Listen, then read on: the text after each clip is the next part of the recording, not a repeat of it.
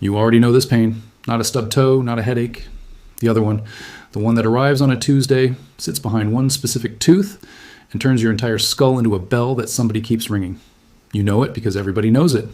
Toothache is one of the few experiences that has genuinely never gone away. So think about what you did last time. You took a painkiller. You held something cold against your face. You went online at 11 at night and read things you should not have read. And within a few days, somebody in a paper mask leaned over you, put a needle in your gum, and the whole problem stopped existing. Now take all of that away. No painkiller, no cold pack, because there is no fridge.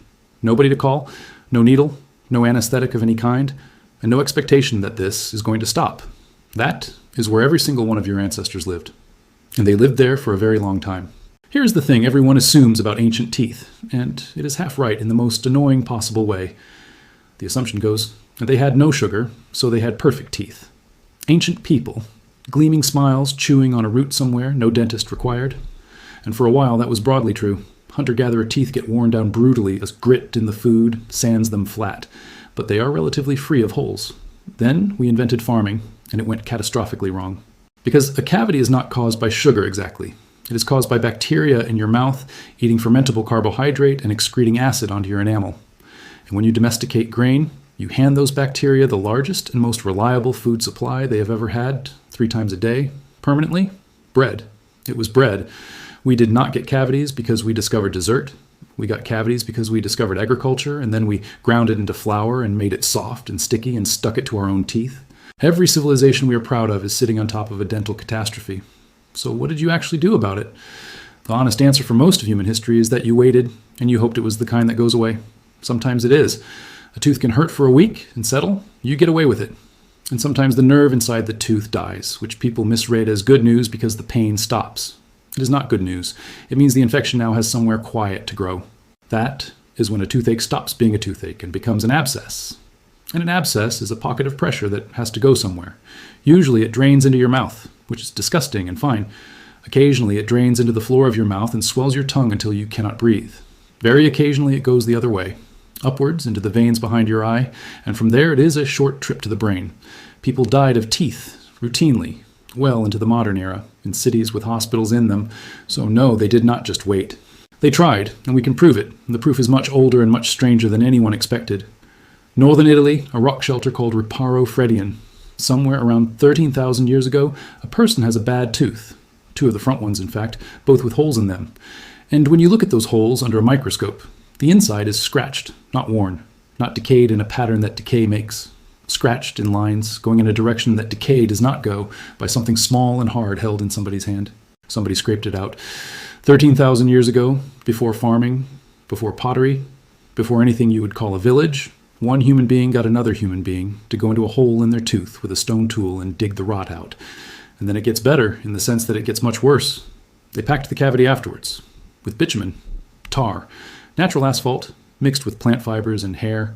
Somebody looked at an open hole in a living person's head and thought correctly that this needs to be sealed.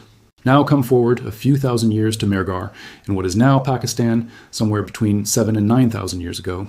The site produces 11 molars from 9 different adults, and every one of those 11 teeth has a neat round hole bored into the chewing surface. Bored, not chipped. A clean cylindrical hole 1 to 3 millimeters across, with concentric grooves running around the inside. Those grooves are the giveaway. That is a drill. Specifically, it is a bow drill, the same tool those people used for making holes in beads, and it works exactly as it sounds. A stick with a flint tip, a cord wrapped around it, and somebody sawing the cord back and forth to spin it. It is a genuinely effective piece of engineering. It gets you a workable rotation speed. You are, at this point, ahead of me. Yes. Awake. Yes. No anesthetic of any kind. The distance between a flint drill bit and a nerve in a molar is roughly 2 millimeters. Somebody sat there and closed that distance by hand with a piece of string while the patient held still. And here's the detail that stops it being a horror story. The teeth healed. Several of them show wear on the drilled surface. Normal chewing wear, formed afterwards, over years. These people did not die on the table. They got up and they went back to eating, and the hole in their tooth slowly polished itself smooth against everything they ate for the rest of their lives. It worked. Not brilliantly, but it worked often enough that they kept doing it for at least 1,500 years. One more, because this one is my favorite. Slovenia, about 6,500 years ago. A jaw with a cracked canine, a vertical split running down the tooth, the kind that lets cold air straight onto the nerve and makes you flinch every time you breathe in through your mouth. Somebody filled the crack with beeswax. That is not a random object. Beeswax is soft enough to push into a gap with a thumb. It sets solid at body temperature. It is not toxic, and it seals.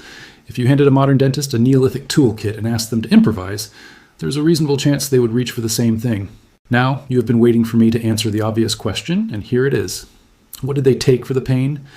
Because there was something, not enough, but something, willow bark in a lot of places, chewed or boiled into a tea. Willow contains salicin. Your body converts salicin into salicylic acid, and salicylic acid is the thing aspirin was built out of. It is weak, it is slow, it is extremely hard on an empty stomach, and it is unmistakably the real thing. And cloves. Clove oil is about 80% eugenol, and eugenol genuinely numbs soft tissue on contact. Put some on a bad tooth, and the pain drops. Here's the part I enjoy. Go and look in the cupboard behind your dentist. There's a very good chance there's a jar of zinc oxide eugenol in it because it is still a standard material for temporary fillings. It seals the hole and it quiets the nerve underneath at the same time. Your dentist is using cloves right now in this century. But the single best piece of evidence for any of this is not a plant. It is a jaw.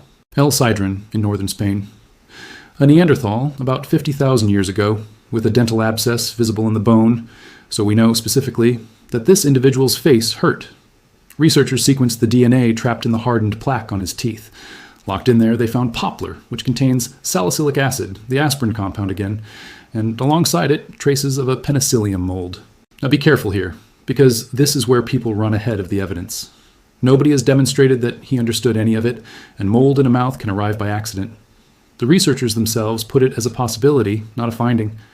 But it is a genuinely uncomfortable coincidence.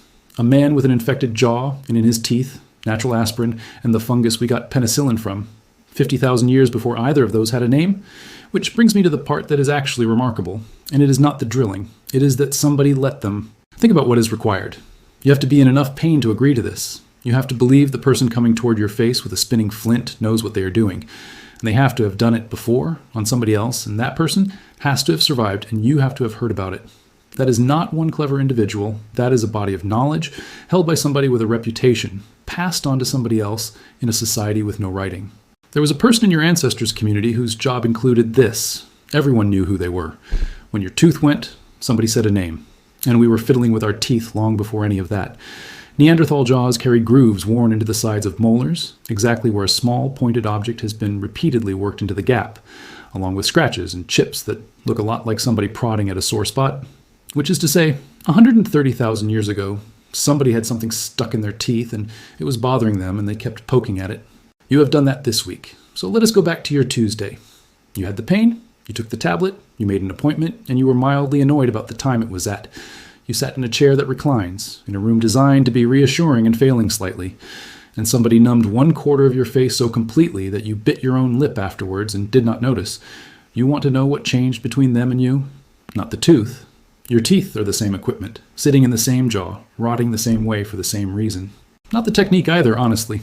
Clear the decay, seal the hole. That is still the entire plan. We have better drills and much better materials, but the idea has not moved in 13,000 years. What changed is the anesthetic. And that is astonishingly recent, a century and a half, out of a species that is 300,000 years old. For everything before that, dentistry existed and it worked and people used it. And every single person who ever had it done was awake for the whole thing. So the next time you're lying in that chair being irritated about the price or the parking or the noise the drill makes, that noise is the sound of a problem your ancestors solved with a stick and a shoelace on someone who could feel all of it. You're not being brave. You are being the first generation in history that gets to be a coward about this, and you should enjoy every second of it.